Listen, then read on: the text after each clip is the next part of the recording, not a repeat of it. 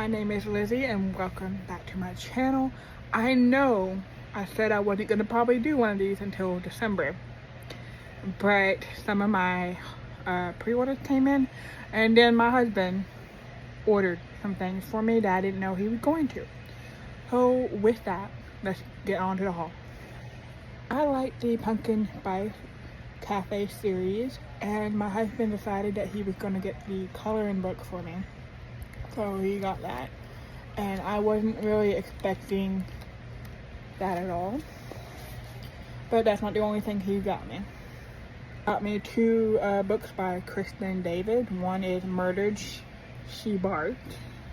The other is The Ghost of Miss Muir. We are in Wagtail, Virginia, where Holly Miller life has gone basically to the dogs. She having issues with her boyfriend. She has her grandmother who is not in great health, and she basically is trying to navigate her way and kind of find out who she is, because her boyfriend will not let her have a dog or a cat, and her grandmother owns the Sugar Maple Inn, and so there are dogs and cats, and she falls in love with a cat named Twinkle Toes and a dog that she finds along the way, who she names Trixie. Now, so we are following her in these two books. Next series of books my husband got were Dial A for Aunties and Four Aunties in a Wedding. Madeline Chen ends up killing her blind date accidentally. Her mother calls in her medicalism aunt to help get rid of the body. Unfortunately, a dead body proves to be a lot more challenging to dispose of than one might. Cannot speak tonight. Especially when it's shipped in a cake cooler over the top of a billionaire wedding. Oh wow. So that would be very interesting. And we're following Madison Chains has been to countless weddings, but she never imagined how her own would turn out. Wow. Now the day has arrived and she can't wait to marry her college sweetheart, Nathan. Instead of having Ma and her aunt cater her wedding, she wants them to enjoy the day as guests.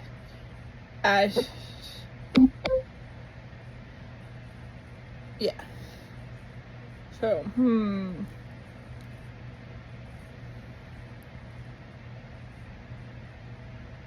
So we're gonna see how that goes.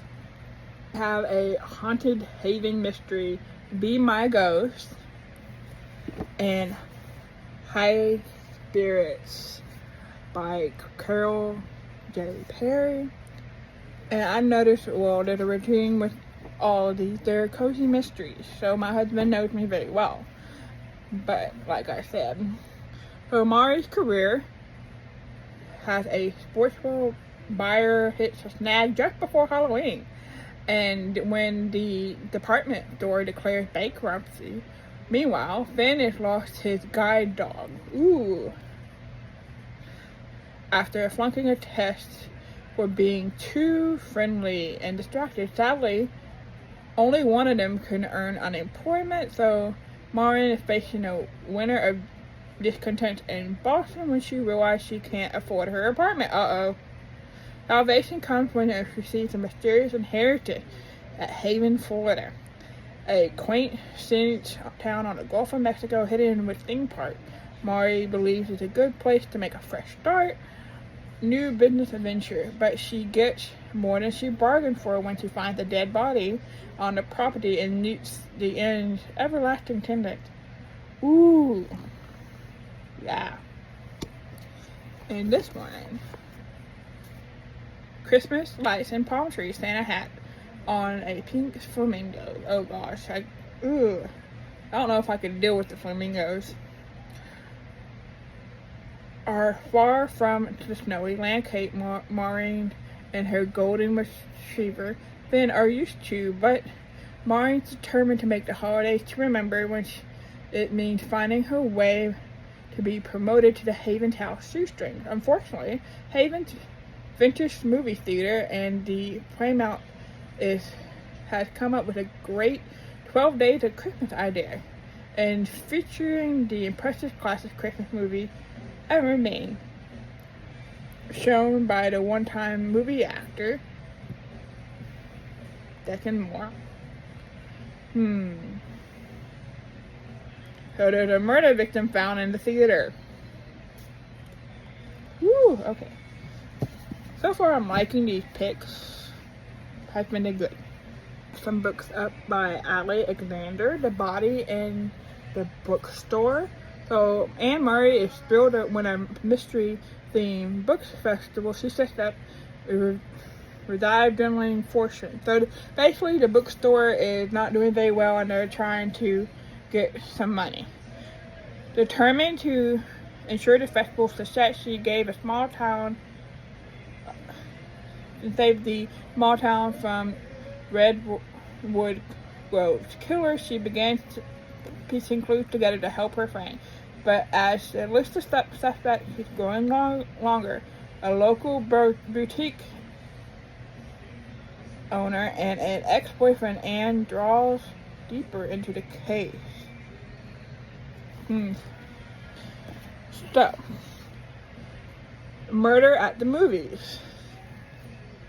After her first successful event, which was revived fortunes of the bookstore she loved so dearly, Anne is excited to launch Redwood Grove's first film festival, but when the film critic plunges to his desk during the premiere, Anne's instinct tells her that this was no accident. We're in some hot water here. Next we have The Magpie Murders by Anthony Hurwitz. So Alan Conway is a best crime writer. Alan Conway, best crime writer, and his editor, Susan Ryland, has been working with him for years, and she's familiar with his detective, Agnes, who solves mysteries disturbing sleeping villages. Alan's traditional formula is the homage to the queen of crime, which is Agatha Christie. We love her. Has proved hugely successful. So successful that Susan continues to put up with his troubling behavior if she wants to keep her job. When Susan receives his latest manuscript, where his main character investigates an English manor house, Pye Hall, she has no reason to think it would be any different from the others. There will be dead bodies, suspects, plenty of red herrings and clues.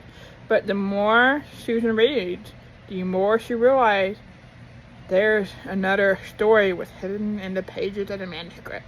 One with ruthless ambition, greed, and soon-to-be murder. So, Susan Ryland has just left the publishing and now runs a small hotel on a Greek island with her long-term boyfriend. It should be paradise. But Susan is exhausted and she's beginning to miss London. When an English couple she makes friends with shows up and tells her about a dreadful murder that took place in a hotel in the countryside. It happens to be the same one that their daughter got married in. Turns out to be the victim of a friend, Alan Conway, the author of The Magpie Murders. That Susan was edited.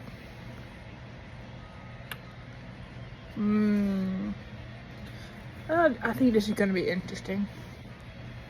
Next come my pre-orders.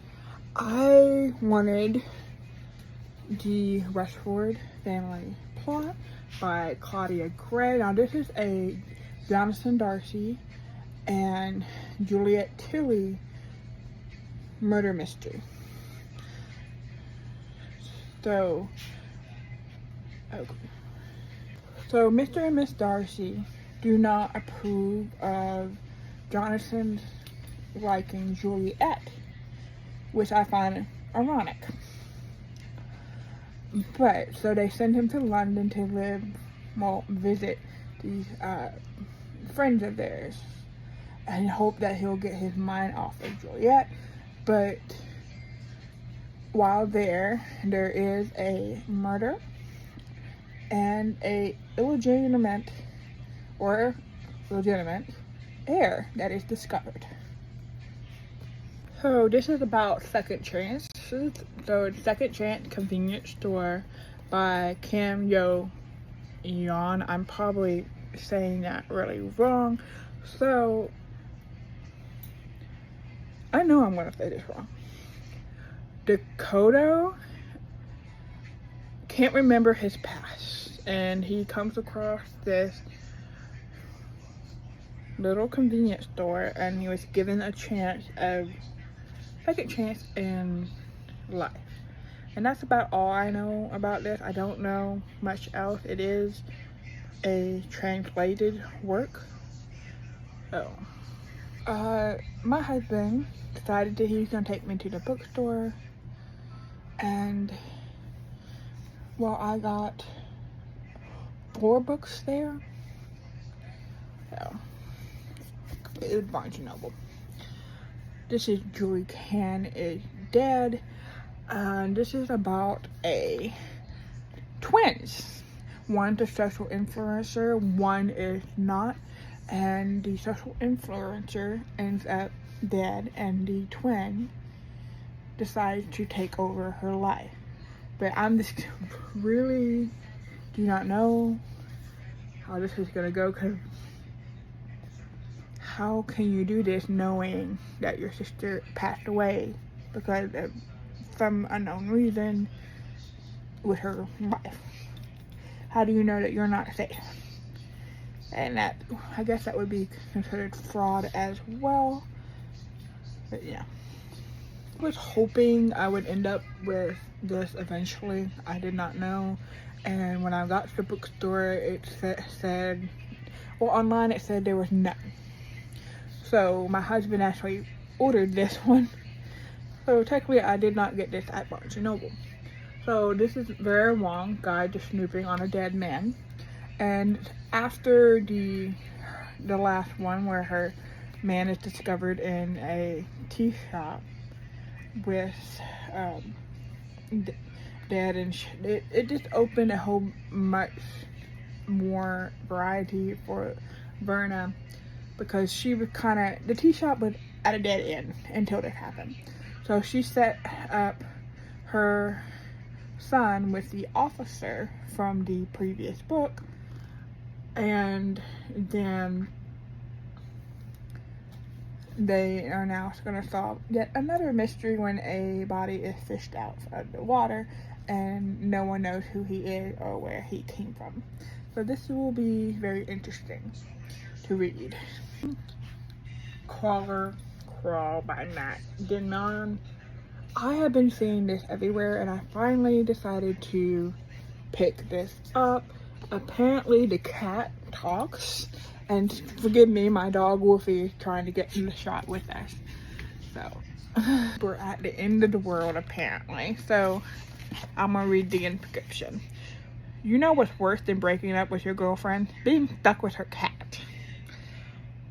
And you know what's worse than that? An alien invasion, destruction of a man-made structures on Earth, systematic exploitation of all the survivors for statistic game show. So basically they're put in like a video game, and there's different levels, etc. if I'm understanding this right, and they have to survive each level. So we are following Carl and his ex-girlfriend's cat Princess Donut trying to survive the end of the world. Oh, this is another book I've been kind of seeing everywhere. It's Detective Auntie. When in Trouble, Call Auntie by Uzma. Don't ask me. Just don't ask me. After her husband's unexpected death of 18 months ago, Kazur Khan never thought she received another heartbreaking phone call. Her 30-something-year-old daughter, Sansa, found that she's been arrested for killing an unpopular landlord of the clothing boutique. Determined to help her child, she heads to Toronto for the first time in 20 years. Returning to the Golden Chestnut suburb where she raised her children and where her daughter still lives. Sansa found a man dead in her shop at a very early hour with a dagger in front of the window, displaying plunged into his chest. So we'll see about this one. The last is Riley Sager's With a Vengeance, and I believe this is kind of similar to what is that one? It's a Agatha Christie one where they're on the train. I can't remember what it's called right now, that Agatha Christie one. But in 1942, 6 people destroyed Anna Manson's family. Several years later, she's ready for revenge. Underneath false pretenses, Anna has lured those responsible for her family's downfall on a train from Philadelphia to Chicago. Overnight journey, 13 hours. Her goal to confront the people who wrong her. But her plan is completely derailed when one of the passengers is murdered. So Riley Sager comes out with seems like a book every year around July or June. So this will be a perfect summer-ween read. I will see you in the next one. Don't forget to subscribe. Bye.